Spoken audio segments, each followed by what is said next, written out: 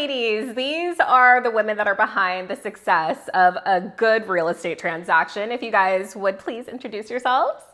Hello, my name is Mally and I'm with Elite Escrow Services, and escrow in a real estate transaction is a neutral third party, kind of the nucleus of the transaction. I like to see it that way, between the buyer and the seller, and we do work with all parties. Hi, my name is Marcy and I work with Property ID. That's a natural hazard disclosure company.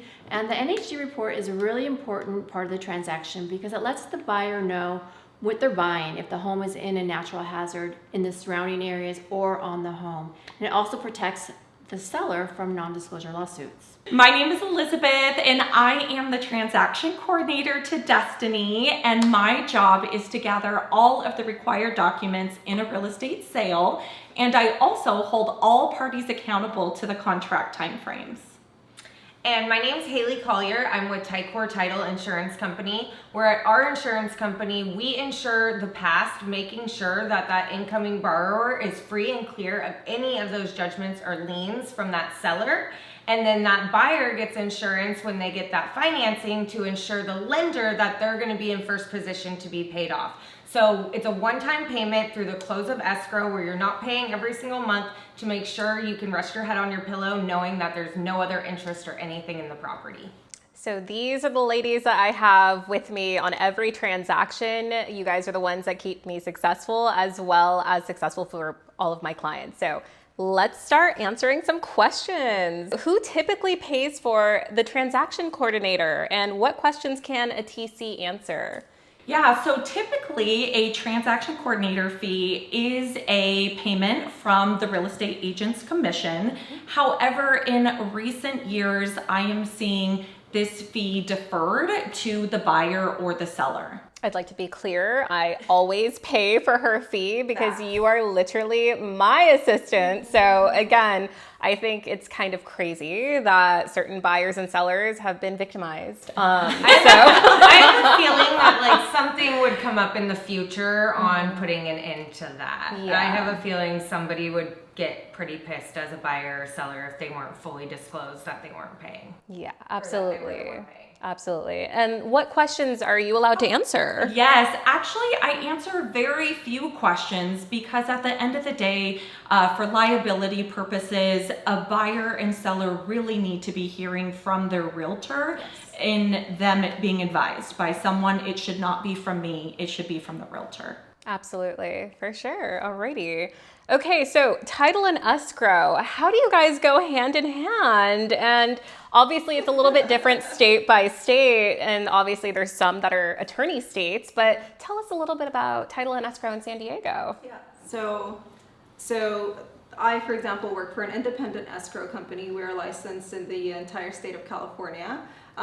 In California, however, you will find in-house escrow companies, so they're affiliated with real estate brokerages, or in-house escrow companies that are affiliated with title. Mm-hmm.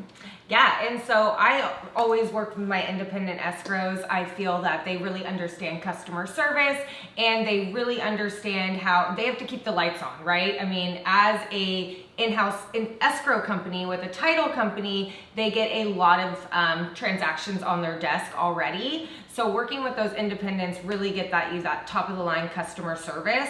And we work really closely with each other because I and my company, we provide escrow the report of everything that's on the transaction. If there's any liens, judgments, what mortgages have to be paid off, taxes, we provide that to escrow. Escrow goes to work, orders all those demands, gets all the tax information, makes sure that they have all the documentation in place. They get the grant deed signed, they get it over to title. We make sure that everything is in place. We make sure the document's signed properly, and then we get it recorded, and then voila, I get to call you and tell you that your transaction is closed. Yay! So our escrow instructions are essentially they mirror the contract. Mm-hmm. So we make sure that all of the terms of the contract have been met before we transfer funds and title.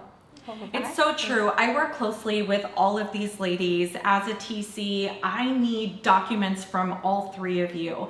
And so I'm reaching out to title to get that preliminary title report, reaching out to escrow to get those escrow instructions, and we always need our NHD reports to see if this property is in a high fire zone. we all play a role in completing that file. Absolutely. And speaking of NHD, Marcy, can you tell us a little bit about NHD, why it's so important, and then the fire zones that have been popping up all throughout California now? Yeah, so like Elizabeth said, it's really important to get the NHD when you get the listing is when we recommend that you get it, not wait till you are in escrow, because it's going to let you know if you are in a severe high fire zone. And just recently, all the maps changed. So maybe last year a home wasn't in a severe high fire zone, but now it is. So it's important to know because you want to order that defensible space right away. That is the seller's responsibility. A buyer cannot invite the government onto someone else's property. So that is a requirement. It is the law when you are in a severe high fire zone that the seller orders that right away.